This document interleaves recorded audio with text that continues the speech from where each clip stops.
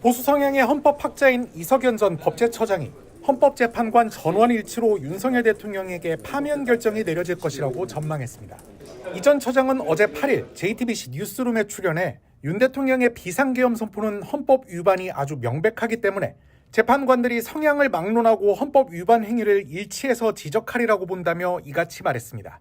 대통령 탄핵 심판은 형사 책임을 묻는 게 아니라 대통령 직무수행 과정에서의 헌법과 법률 위반 여부를 판단하는 절차라 이견이 없을 거란 주장입니다. 헌법에도 대통령에 대한 탄핵 심판은 형사 책임과는 별개다 이렇게 되어 있습니다. 요원을 끌어내라 했느니 위원을 끌어내라 했느니 또는 임원을 끌어내라 했느니 또는 대통령의 지시를 했느냐는 이것은 대통령에 대한 내란죄의 성립 여부를 묻는 형사소송 절차에서 다투어야 할 상황입니다. 그러면서 대통령의 계엄 선포 당시 국무위원들의 회의록 부서, 즉 서명이 없었던 점과 전시, 사변에 준하는 비상사태가 없었던 점을 명백한 헌법 위반 사항으로 언급했습니다.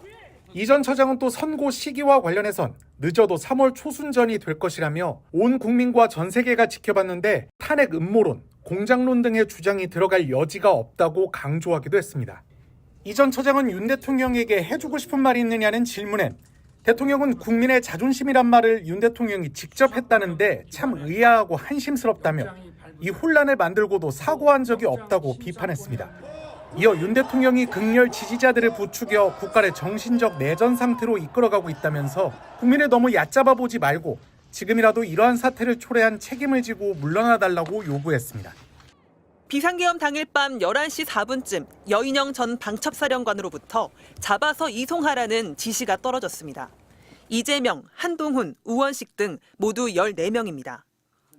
14명을 신속하게 체포해서 수도방위사령부 미연벙커 구금시설로 이동하라는 지시도 받았죠. 정확하게 체포란 말은 없었는데 잡아서 네. 수방사로 이송시켜라. 하지만 여 전 사령관과 윤 대통령 측은 헌재 탄핵 심판에서 비원벙커는 구금시설이 아니라면서 체포 지시는 없었다고 했습니다. 정상, 상식적으로 좀 이상하다는 생각이 많이 든다는 그 말씀을 드리는 겁니다. 방첩사 지하에는 구금시설이 없죠? 그런 거 없습니다. 그런데 검찰이 이를 반박하는 진술을 확보한 것으로 파악됐습니다. 노영훈 방첩사 수사실장은 검찰 조사에서 비상계엄 당일 여 전 사령관 지시로 수방사 비원벙커를 직접 확인하러 갔다고 진술했습니다. 가봤더니 비원벙커가 구금시설로 적당하지 않아 대신할 시설을 준비했다고 검찰에 진술했습니다. 이경민 방첩사 참모장에게 전화해 수방사 군사경찰대대가 운영하는 미결 수용소가 적당하다, 30명을 수용할 수 있다고 보고했다는 겁니다. 이 참모장은 방첩사 서열 2위로 비상계엄 당일 여 전 사령관과 함께 있었던 인물입니다. 노 실장은 이후 실제로 새벽 1시쯤 군사경찰대대 미결 수용소로 이동했고 수감자 3명을 육군교도소로 이감해 수용소를 비우는 것을 기다리고 있었다고 진술했습니다. 비원벙커를 대체할 구금 장소로 미결 수용소를 알아볼 정도로 정치인 체포, 구금 준비가 착착 진행되고 있었던 겁니다. 김대우 단장도 여인영 전 사령관이 위치 추정만 하라고 한 게 아니다, 당연히 구금 지시도 했다고 검찰에 진술했습니다. 윤석열 대통령은 헌재 탄핵 심판에서 정치인 체포 지시를 호수 위 달그림자에 비유하며 부인했지만 이를 반박하는 진술과 물증이 너무 많습니다. MBC 뉴스 조희원입니다. 네, 이번 주에도 탄핵 심판 변론이 화요일하고 목요일에 잡혀 있는데 주목되는 인물이 많이 나오죠? 맞습니다. 이 조태용 국정원장과 조주호 경찰청장이 우선 목요일에 증인으로 출석을 합니다.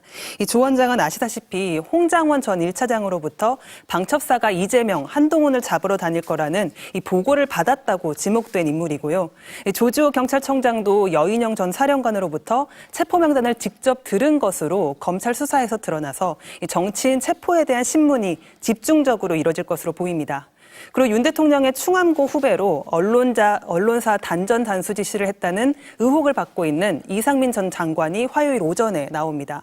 오후에는 백종욱 전 국정원 3차장과 김용빈 선관위 사무총장이 나오는데 이 부정선거 음모론에 대한 신문이 이루어질 것으로 보이고요. 헌재 변론은 화요일 7차, 목요일 8차까지만 우선 잡혀 있습니다. 추가 기일이 안 잡히면은 탄핵 심판 결론은 다음 달 초쯤에 나올 것으로 보입니다. 네, 조희영 기자 잘 들었습니다.